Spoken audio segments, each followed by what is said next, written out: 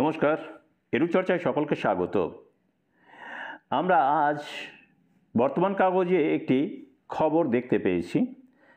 খবরের হেডলাইন হচ্ছে এরকম: করিমপুরে মাধ্যমিক শিক্ষাকেন্দ্রগুলি ধুঁকছে শিক্ষকের অভাবে, কমছে ছাত্রছাত্রীর সংখ্যা। তো এই হেডলাইনটি থেকে আমরা জানি যে প্রতিদিনই এসএসকে এমএসকের শিক্ষকের যে অভাব সেটি আছে এবং সেই শিক্ষকের অভাবেই কমছে কিন্তু ছাত্রছাত্রীর সংখ্যা।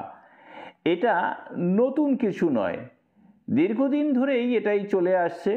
সেই যে 2009 সাল পর্যন্ত শিক্ষক নিয়োগ হয়েছিল, তারপর থেকে যে আর শিক্ষক নিয়োগ হয়নি, তার ফলেই কিন্তু এটা হচ্ছে। ফলে 2009 সালে যে সমস্ত অল্পবয়সী শিক্ষক নিযুক্ত হয়েছিলেন তারা কিন্তু এখনও আছেন, কিন্তু 2002-03 থেকে যে সমস্ত শিক্ষক বা 97 থেকে এসএসকেতে এবং 3 থেকে যে এমএসকেতে শিক্ষক নিয়োগ হয়েছিল, তারা কিন্তু আস্তে আস্তে সব রিটায়ার করে যাচ্ছেন, এটা আমরা জানি। আর সেই রিটায়ার করা শিক্ষকের অভাব কিন্তু পূরণ হয়নি নতুন শিক্ষক দিয়ে। আর যার ফলেই কিন্তু শিক্ষকের অভাবে এমএসকেগুলো বা এসএসকেগুলো যেমন ধুঁকছে, তেমনি স্থানীয় স্টুডেন্টরা কিন্তু ভুগছে। ফলে তারা আর সেখানে ভর্তি হতে চাইছে না, যে কারণে স্কুলগুলো আস্তে আস্তে কিন্তু মৃত্যুমুখে পতিত হচ্ছে। এটা আমরা জানি।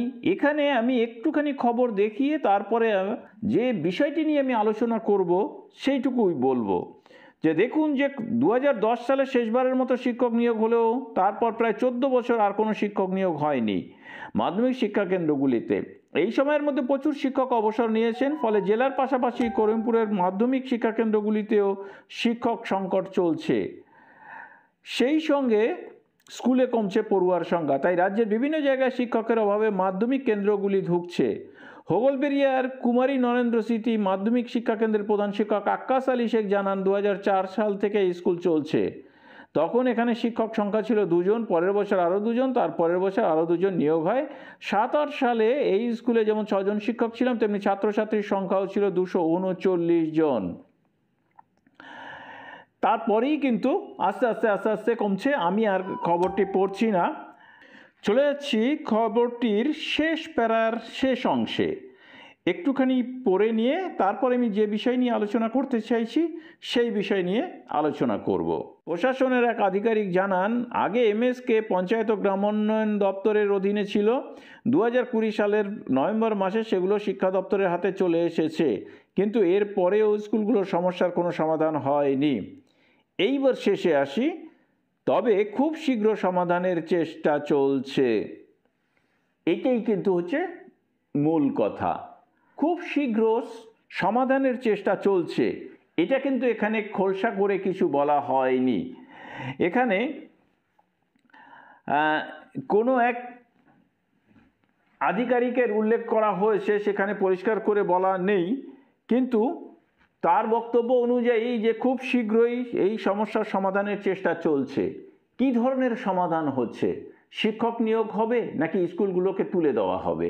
এখনো পর্যন্ত যে কজন শিক্ষক রয়েছেন, 2 জন, 4 জন, 1 জন, সেই শিক্ষক রিটায়ার করার পর স্কুল তো অটোমেটিক্যালি বন্ধ হয়ে যাবে। কারণ শিক্ষক না থাকলে ছাত্র থাকলেই বা কী আসে যায়?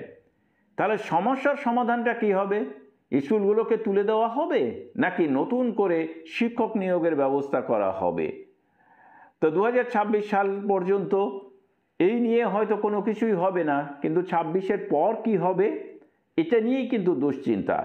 কারণ শিক্ষক নিয়োগের কোনো ব্যবস্থা এখনো পর্যন্ত হবে বলে আমরা সেরকম কোনো রকম ইঙ্গিত পাচ্ছি না।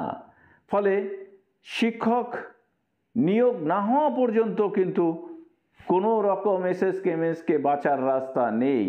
শুধুমাত্র শিক্ষক সংগঠন এই নিয়ে আন্দোলন বা চেঁচামেচি যাই বলি না কেন করলেই হবে না, গ্রামবাসীকেও এগিয়ে আসতে হবে এবং শিক্ষকদের এই ব্যাপারে গ্রামবাসীদের, রাজনৈতিক নেতৃত্বদের জড়িয়ে নিতে হবে, যাতে করে এসএসকেগুলিতে শিক্ষক নিয়োগের ব্যবস্থা করা যায়। আর আগামী 16 তারিখে যে ডেপুটেশন আছে সেই ডেপুটেশনের মধ্যেও কিন্তু এর উল্লেখ থাকবে এবং এই নিয়ে আরও জোরালো প্রচার প্রয়োজন হবে। সকলকে ধন্যবাদ জানিয়ে শেষ করছি। ভালো থাকবেন, সুস্থ থাকবেন।